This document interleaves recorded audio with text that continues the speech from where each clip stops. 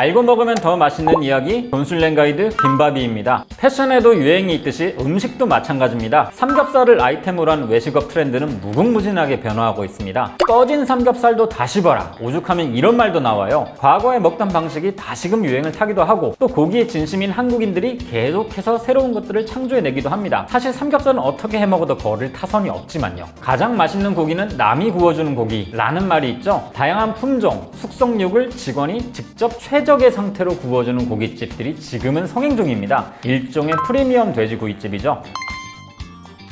전국에서도 내노라는 삼겹살 집들이 있죠. 이 시국에도 3시간가량 줄을 서야 하는 흑돼지집인 삼각지의 몽탄. 전남 무안 몽탄면의 유명한 집불구이에서 영감을 받았다는 이 집은 우대갈비도 유명하지만은 집불 삼겹살도 굉장히 유명하죠. 큰 화로에 집을 쌓아두고 고기를 초벌로 구워내는데 비주얼도 압도적이지만 먹는 순간 웨이팅의 고행은 싹 잊혀진다고들 합니다. 그리고 BTS와 엑소가 즐겨 찾고 정용진 신세계 부회장이 내 생애 최고의 삼겹살이라고 극찬했던 약수역 금돼지 식당. 이곳 역시 개업 이후 긴 웨이팅이 필수가 되었습니다. 저온 숙성한 뒤에 갈비뼈가 붙은 상태로 나온다는 이 삼겹살, 국내산 프리미엄 돼지에다가 120년 전통의 왕실 소금, 또 특허받은 연탄까지 쓴다고 합니다. 여기다 갈비뼈에 붙은 살까지 쏙쏙 먹을 수 있게 직원들이 직접 발라주니까 안 가볼 수가 없죠. 이 두 집이 얼마나 잘 됐던지요. 현대백화점은 몽탄과 손잡고 집불구이 잔치상 세트를 출시했고요. 이마트는 금돼지 식당과 함께 김치찌개, 햄 같은 가정 간편식을 내놨습니다. 당연히 없어서 못 팔 정도였고요. 이렇게 새로운 트렌드가 생겨나는 반면에 뉴트로 붐이 불기도 합니다. 몇 해 전부터 시작된 냉동 삼겹살 유행, 냉삼이라고도 하죠. 냉삼 붐은 서울뿐만 아니라 전국적으로 대유행했던 창업 아이템이었습니다. 지금도 현재 진행 중이고요. 아시다시피 냉동 삼겹살은 새로운 외식 아이템이 아닌 추억의 음식입니다. 용산구 보광동의 잠수교집, 오봉쟁반, 상보자기, 벨몬트 물병 같은 레트로한 소품들이 전국의 힙스터들을 막 끌어모았습니다. 또 당일 도축 후 급냉시킨 제주 암태지만을 사용한다면서 전에 없던 프리미엄까지 더했고요. 이 잠수교집이 다시 냉삼 시대를 열었다는 평가를 받음과 동시에 전국의 냉삼집들이 우후죽순 생겨나기도 했었습니다. 우리가 삼겹살을 막 소비하기 시작할 때쯤은요, 거의 다 냉동 삼겹살이었어요. 이유는요, 단순합니다. 냉장 보관 기술이 제대로 발달하지 않았거든요. 게다가 냉동 보관을 하면은요, 더 오래 보존할 수 있는 데다가 주문 받을 때 냉동된 삼겹살을 꺼내서 커팅기에 넣고 잘라서 구워내는 것이 재고 관리에도 훨씬 용이했었고요. 냉삼은요, 불량식품 같은 매력이 있습니다. 상냉동 고기라는 특성상 두껍게 썰은 대신 얇게 썰어두는 데다가 불판 위에서 열을 막 빠르게 가해서 익히기 때문에 고기의 육즙을 제대로 즐길 수 있는 상태가 아닙니다. 게다가 과거의 돼지 기생충 이슈 때문인지 돼지고기는 무조건 바짝 익혀 먹어야 한다는 인식이 있거든요. 그렇게 바짝 굽다 보니 마분지 같은 질감의 고기를 먹게 되기도 해요. 아무튼 삼겹살은 번뜩이는 새 아이템으로 진화하기도 하고 또 추억을 부르는 아이템으로 부활하기도 합니다.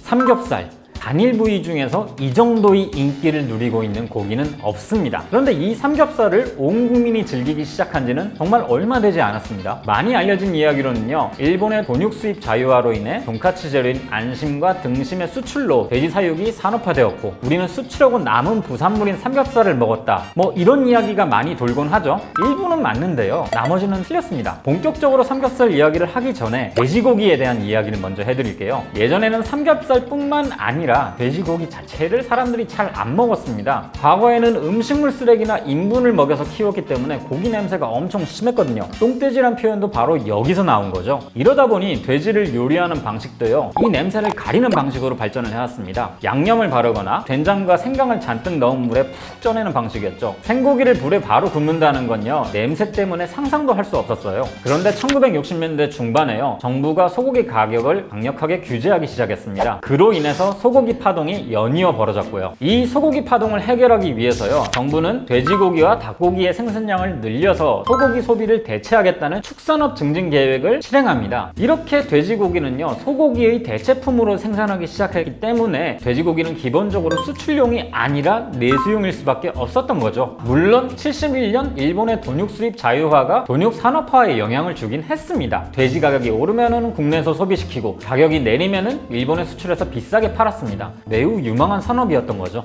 여기서 기회를 본 대기업들이요, 축산업에 본격적으로 진출하기 시작했습니다. 1973년 삼성이 지금의 에버랜드 위치에 당시 최대 규모의 돼지 농장을 차렸습니다. 그때 이병철 회장은요, 자연학습장과 레저 활동을 겸한 시설을 만들고 싶어 했거든요. 중앙개발, 현 삼성 에버랜드를 주축으로 하는 용인자연농원 조성 사업을 시작했어요. 그런데 갑자기 단지에 돼지들을 데려다 놓고 양돈을 시작합니다. 이때 사람들이요, 아니 키울 거면 소를 키워야지 왜 하필 돼지를 키워? 이런 반응이었다고 해요. 당시 이병철 회장은 돼지가 소와 같은 동물성 단백질 공급원이면서도 소보다 사육과 번식이 쉽다는 것에 주목을 했고, 또 수출로 인한 외화 획득도 가능하다고 봤어요. 그래서 이병철 회장은요, 이제부터 삼성의 미래 신산업은 전자와 축산이다, 이렇게 언급할 정도로 축산에 강한 의지를 보였다고 합니다. 하지만 끝이 좋았던 것은 아닙니다. 후에 한강 수계인 경안천에 돼지 분뇨를 비밀리에 방류하다가 적발되어서 비난을 받기도 했고요. 또 대기업이 축산업에 진출하면 어쩌냐는 축산 농가들의 반발도 심하게 일어나가지고요,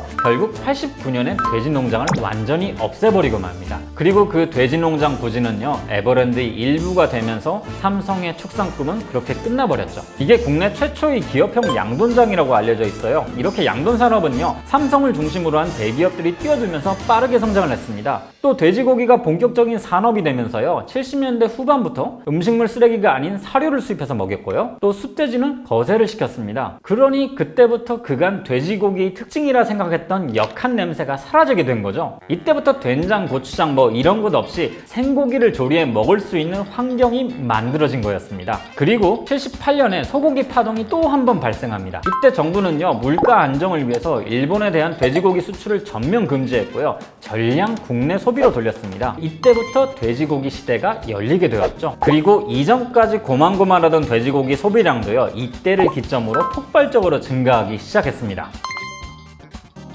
그럼 왜 하필 삼겹살일까요? 생고기를 불판에 굽는 건요, 원래 소고기를 먹는 방식이었습니다. 이걸 로스구이라고 불렀는데요, 반복되는 소고기 파동으로 소고기 가격이 2배 정도 오르면서 그 대체품으로 삼겹살이 적당했던 겁니다. 가격이 굉장히 쌌거든요. 거기다 우린 역사적으로 돼지를 즐겨 먹는 편도 아니었고, 그 때문에 요리법도 다른 나라에 비해서 다양하지 않았던 상황이라서 가장 쉽게 먹을 수 있는 구이 중심으로 발달했던 거죠. 안심이나 등심 같은 부위는요, 불판에서 직화로 구우면 퍽퍽해서 별로 맛이 없죠. 반면에 삼겹살은요, 기름이 많아서 구이에 딱 적당합니다. 이렇게 삼겹살과 구이가 운명처럼 만난 거죠. 외환위기를 겪으면서 이런 성향은 더욱더 극단화됩니다. 저렴한 가격으로 가장 무난하게 먹을 수 있는 메뉴가 삼겹살이었거든요. 여기에 더해서요, 브루스타라고 하는 휴대용 가스버너와 부탄가스의 보급이 구이 문화에 그야말로 박차를 가합니다. 어디서나 삼겹살을 구울 수 있게 된 거죠. 90년대 이후부터는요, 냉장 기술도 발전하면서 삼겹살 소비가 본격화됐습니다. 냉동 삼겹살과 달리 생삼겹은 좀 더 두꺼운 사이즈로 커팅해서 즐길 수가 있게 됐고요. 이때쯤부터 국산 돼지만으로는 삼겹살 소비를 따라갈 수가 없는 상황에 처했습니다. 그래서 그때부터 본격적으로 삼겹살을 수입해 먹기 시작했던 거죠. 지금은요, 국내에서 소비되는 삼겹살 중에서 수입 비중이 무려 49%를 차지합니다. 게다가 16개국에서 수입을 하고 있고요. 정말 온 세상의 삼겹살은 다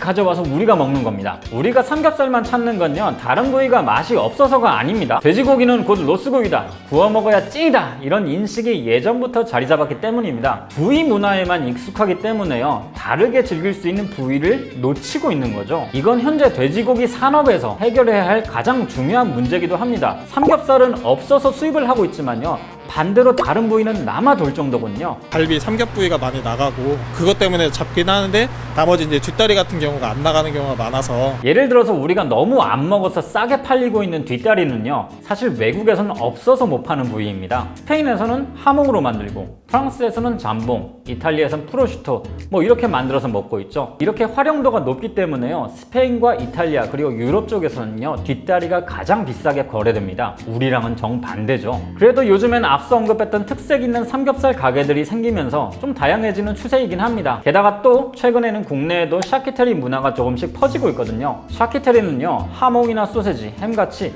염장, 훈연 등의 다양한 조리 방법으로 만들어진 육가공품을 말하는데요, 이제는 국내에서도 샤키테리 생산자들을 종종 볼 수 있다는 거죠. 이건 좀 반가운 일이에요. 이런 분들이 우리가 외면해왔던 부위들을 새롭게 바라보고 소비하게 만들어주니까요. 또 몇 년 전부터 한우 오마카세가 사람들 사이에서 인기를 얻고 있죠. 한우의 다양한 부위를 즐길 수 있는 식당인데요, 저는 돼지야말로 오마카세에 적합할 것 같다는 생각을 합니다. 각 부위별로 정말 다양한 맛의 보고를 할 수 있거든요. 아까 우리가 기생충 때문에 돼지고기를 바싹 구워 먹는 문화가 있다고 했는데요, 실제로 작년에 농촌진흥원의 연구에서 약 75%의 사람들이 기생충 때문에 돼지고기를 바싹 구워 먹고 있다는 응답을 한 적이 있습니다.